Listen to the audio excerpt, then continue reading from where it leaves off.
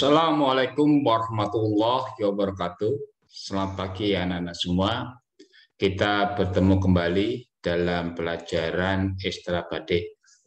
Pada pagi hari ini kita akan melanjutkan pelajarannya kemarin, yaitu menggambar motif batik. Dalam pelajaran pagi hari ini kita masih menggambar di bidang yang telah ditentukan, dan kemarin Bapak telah melihat karya-karya anak semua dan hasilnya sudah bagus. Saya harapkan anak-anak tetap berlatih dalam menggambarnya sehingga kedepannya anak-anak lebih baik lagi dalam menggambar motif batik. Dan bagi anak-anak yang belum mengumpulkan karya, Bapak harapkan segera mengumpul karyanya dan dapat dikumpulkan di tempat Bapak. Anak-anak semua, untuk pelajaran pagi hari ini kita akan menggambar motif batik. Bapak tidak akan panjang lebar seperti biasanya. Bapak akan menerangkan sedikit tentang apa yang kita kerjakan dalam pelajaran pagi hari ini. Dalam menggambar motif batik pada pagi hari ini Bapak tentukan yaitu di bidang tidak beraturan. Sehingga anak-anak nanti akan bebas dalam menggambarnya dan juga bentuk bidangnya Bapak bebaskan. Jadi nanti anak-anak bisa menggambar sesuai dengan kemauan anak-anak dan juga bentuk bidangnya. Kemarin Bapak telah memberikan beberapa bidang, yaitu bidang persegi panjang, kemudian bidang persegi, dan segitiga. Saya harapkan untuk pelajaran pagi hari ini, itu di bidang tidak beraturan, anak-anak juga bisa menggambar dengan baik, dan untuk temanya tetap bebas, yaitu sesuai dengan apa yang telah Bapak berikan, yaitu bisa dengan motif kupu-kupu, capung, dalumping, topeng, dan lainnya. Kami persilakan anak-anak apa yang bisa digambarkan di bidang tidak beraturan pada pagi hari ini. Dan untuk pagi hari ini Bapak akan jelaskan untuk ataupun contoh ya untuk beberapa gambar yang Bapak berikan. Untuk gambar pada pagi hari ini yaitu ya ada beberapa gambar yang perlu anak-anak perhatikan. Contoh gambar motif batik di bidang tidak beraturan. Ya, ini ya contoh sederhana. Jadi anak-anak bisa menggambar di dalam kertas HVS ya. Saya harapkan di kertas HVS yang putih ya, tidak bergaris ya, sehingga gambarnya tidak terganggu. Nah, ini salah satu contoh di bidang tidak beraturan, di mana kita menggambar kuda lumping dengan beberapa tambahan hiasan ya.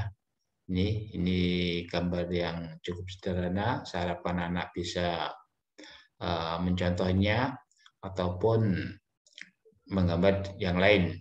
Ya, dan juga untuk isi-isiannya saya harapkan anak bisa berkreasi dan dapat menerapkan selama pelajaran ekstra batik diberikan.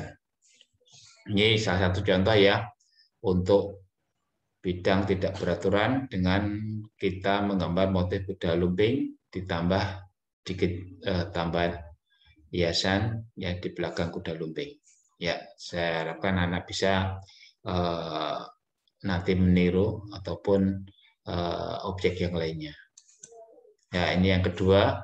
Ya, ini berupa binatang juga dengan beberapa tambahan cukup sederhana ya. Ini bentuknya seperti ini. Kita tidak menentukan berapa jumlahnya. Anak-anak bisa menggambar 1, 2, atau 3, bahkan 4 atau lebih disesuaikan dengan bidang yang anak-anak buat. Ini juga bidang tidak beraturan, ya. Saya harapkan nanti anak-anak bisa mempraktekkan dalam menggambarnya. Ya, ini contoh kedua seperti ini ya, gambar ya. Ya ini juga anak-anak bisa berkreasi ya. Jadi imajinasi anak-anak ya. Ini bentuk capung tapi bukan capung ya. Itu bisa ya, anak-anak bisa mempelajarinya ya. Jadi nanti bisa membuat yang bentuk binatang menurut imajinasi anak-anak ya. Ini ya, seperti ini. Nah, ini juga bidang tidak beraturan selanjutnya. Nah, di sini kita menggambar ikan ya. Ikan yang seperti ini, kemudian ditambah sedikit hiasan. Ya, ini di bidang tidak beraturan berikutnya. Ya, anak-anak bisa perhatikan. Kemudian isiannya juga sederhana. Saya harapkan anak bisa menerapkan di dalam menggambarnya nanti. Ya, saya kira tidak mengalami kesulitan ya anak-anak semua. Ini salah satu contoh lagi menggambar di bidang tidak beraturan. Ya, saya harapkan anak bisa memperhatikan ya bentuknya dan juga isiannya. Ini cukup sederhana dan selanjutnya. Nah, seperti ini. Ini juga bidang tidak beraturan. Ya, harapkan anak bisa memperhatikan ya, ini gambar kupu-kupu dan ditambah sedikit hiasan ya di kanan kirinya, sekelilingnya ya, seperti itu.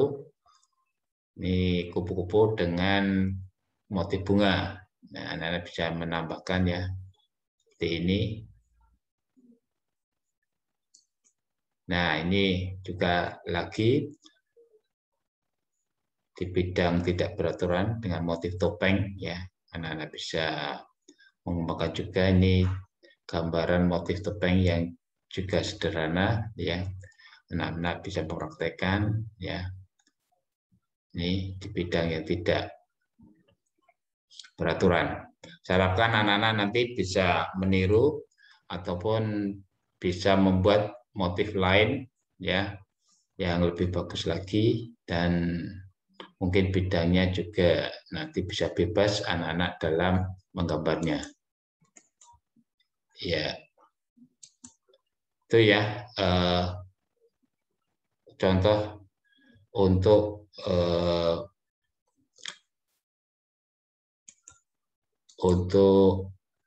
menggambar di bidang tidak beraturan. Ya tadi ya telah Bapak jelaskan untuk beberapa contoh gambar di bidang tidak beraturan. Saya harapkan anak-anak bisa memperhatikan, dan kita seperti biasanya untuk tugas 12 kali ini ya, seperti biasa Bapak menugaskan pada anak-anak untuk menggambar yaitu motif batik di bidang tidak beraturan. Ya, tugas ke-12 boleh mencontoh gambar yang Bapak sudah jelaskan pada slide sebelumnya. Hasilnya dikumpulkan sebelum pertemuan selanjutnya. Hasilnya dikumpulkan melalui WA grup Tidak Jabri. Ya, itu ya anak-anakku semua untuk tugas yang ke-12 yaitu menggambar motif batik di bidang tidak beraturan. Saya harapkan anak-anak bisa mempraktekkan dan juga bisa menggambar di bidang yang tidak beraturan. Dan saya harapkan anak-anak bisa mengerjakan sebaik-baiknya, dan mungkin itu yang bisa Bapak berikan pada pelajaran pagi hari ini, dan selamat mengerjakan dan semoga sukses. Dari Bapak cukup sekian. Akhir kalam, wassalamualaikum warahmatullahi wabarakatuh.